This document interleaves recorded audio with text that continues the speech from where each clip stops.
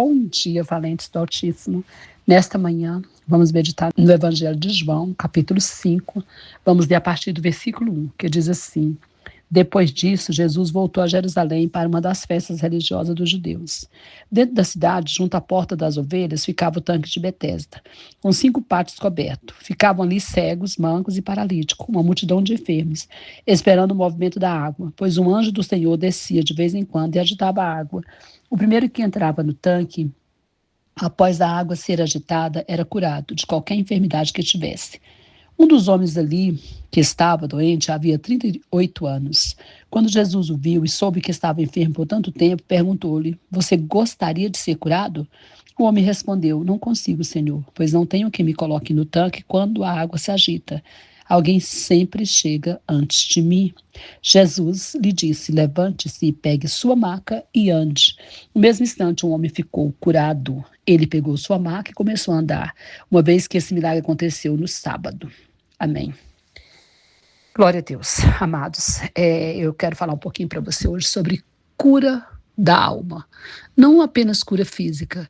Este homem paralítico, ele foi curado de uma cura da física, né? Ele era paralítico, mas provavelmente também da sua alma, né? Porque imagina, um homem que estava há 38 anos numa maca, tinha muitas feridas na alma, não é mesmo? Tinha amargura, com certeza. Vivia ali, angustiado.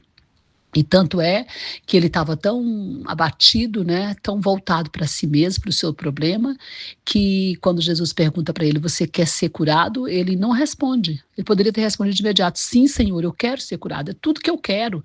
Porque Jesus era conhecido ali pelas redondezas. Mas o que ele fala? Senhor, eu não posso, eu não consigo. Quando eu vou, alguém vai na minha frente. Ou seja, ele estava muito mais voltado para o problema, pensando no problema. E é assim que acontece conosco, né? Quando nós estamos feridos, quando nós estamos machucados, a gente está sempre centrando no problema. E nós precisamos ter um posicionamento para receber essa cura. Nós precisamos decidir que nós não queremos conviver com ressentimento, com mágoas e com amargura no nosso coração. Só que muitas pessoas, elas usam da própria doença para chamar atenção.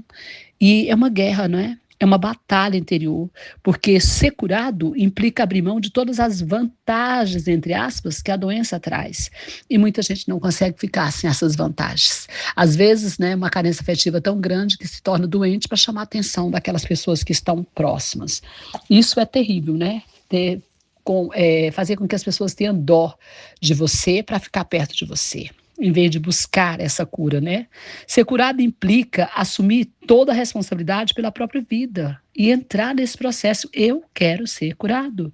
Não adianta ficar culpando seu pai, sua mãe, o passado, não interessa. Tudo bem, pode ter contribuído, mas há um posicionamento seu. Nós precisamos nos posicionar para buscar a nossa cura. E quando Jesus chegou ali para aquele homem e falou: Você quer ser curado?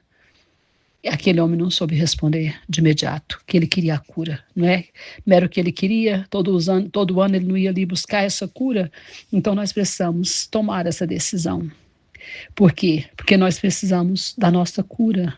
Jesus não estava ali brincando, ele estava ali para libertar aquele homem, para curar aquele homem. Jesus está da mesma forma para nós, nos curar conosco, para nos curar, para nos libertar.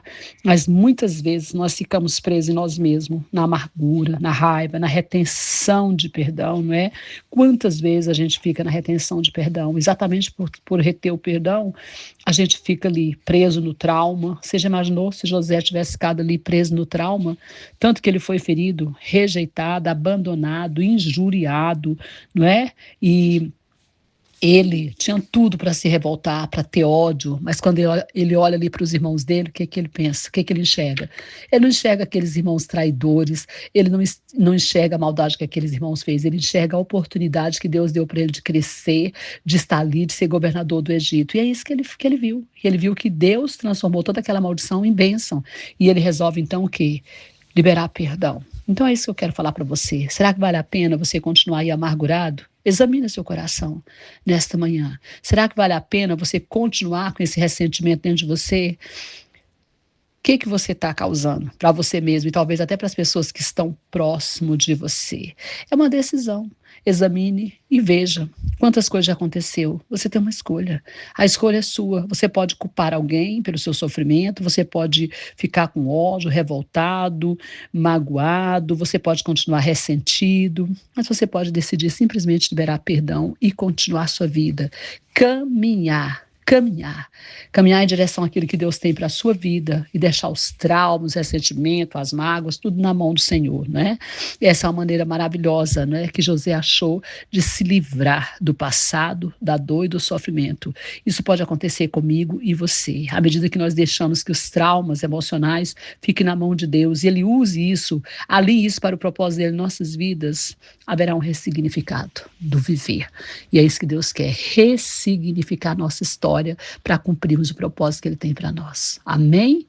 Deus abençoe você, sua casa, sua família. Deus abençoe o Brasil e as nações. Pastora Vênia, Goiânia, Goiás.